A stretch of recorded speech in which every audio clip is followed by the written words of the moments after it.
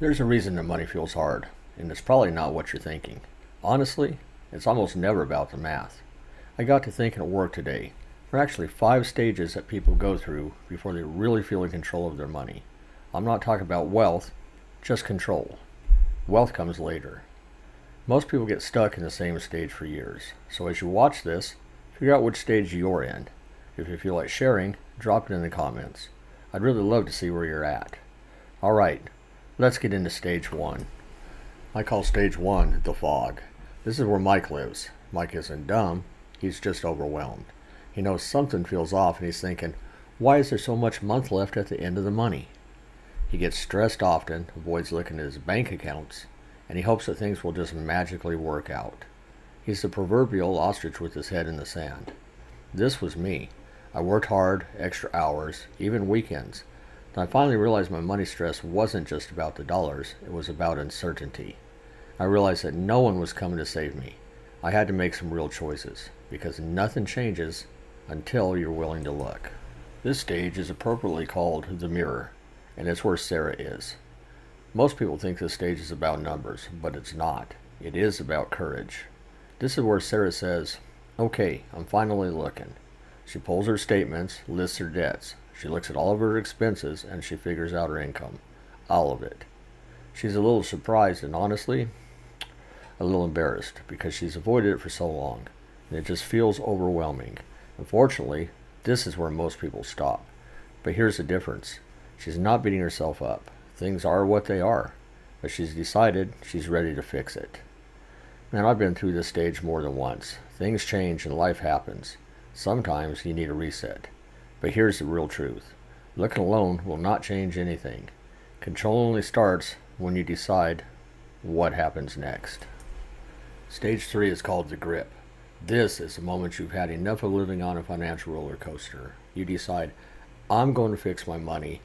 I'm going to take charge. Even if it's messy at first. You don't need perfection. You need something simple and visible. A plan that's more like a map than a rule book. And early budgets don't have to be pretty. Mine sure wasn't. My first budget was literally written on a napkin during my lunch break. But something important was happening. An idea was forming. And like my grandpa used to say, an ugly win sure beats a pretty loss. And that's where money problems start turning into money solutions. Because for the first time, you're not guessing anymore. But grabbing control is just the beginning. Because once you get that grip, something amazing happens. You start to feel better. And that's stage 4. Let's call stage 4 the lift. Sticking with your plan long enough and you'll catch yourself saying, wow, this is actually working.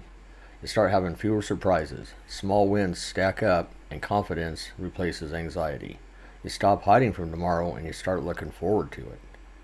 Now I'm kind of dating myself here, but I remember my first job. I was making $3.50 an hour and I thought I was living large. I blew my first check and my second. And then I actually borrowed money for food.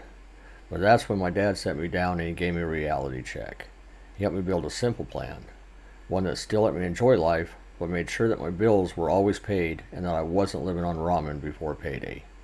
And it worked. That was the moment I woke up.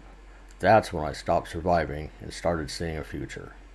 The feeling of lift is powerful because once you realize you're not drowning anymore, you can finally start building something that's going to last. Stage 5, the build. This is where most people think they should start. Side hustles, investing, and those big goals. But here's the truth. None of that's going to work if the earlier stages are missing.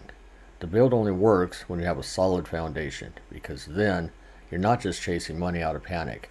You can focus. You can build from a place of clarity. This is where extra income actually sticks, and where investing finally makes sense.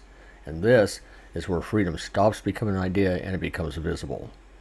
Like I said earlier, I've had success and then life knocked me on my butt. I'm back to stage 2 and I'm working my way back up. So if you're just getting started, or if you're just starting over, it's alright. Stage 2 isn't a failure, it's a beginning. And if you want help with stage 3, building control, I created a simple system myself. It's free and it's linked below.